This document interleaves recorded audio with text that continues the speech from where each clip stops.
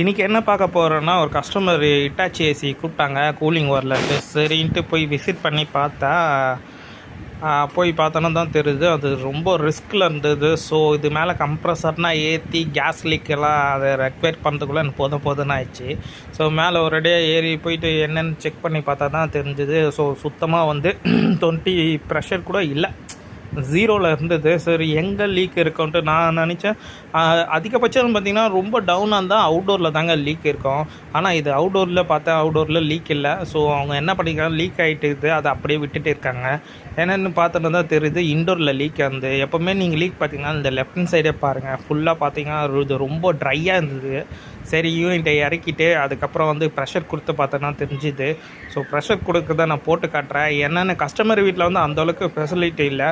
Pressure கொடுக்குறது முன்னாடி நம்ம எப்போவுமே பார்த்திங்கன்னா அந்த லெஃப்ட் ஹேண்ட் சைடு லீக் இருக்க இடத்த ஹீட் பண்ணிடணும். ஸோ எல்லாத்தையும் கைட்டிட்டு ஹீட் பண்ணிடணும். ஹீட் பண்ணிவிட்டு எம்ஆரி பேப்பரை வச்சு லைட்டாக தேய்ச்சிட்டு நீங்கள் ப்ரெஷர் கொடுத்து பார்த்திங்கன்னா கண்டிப்பாக லீக் தெரியும்.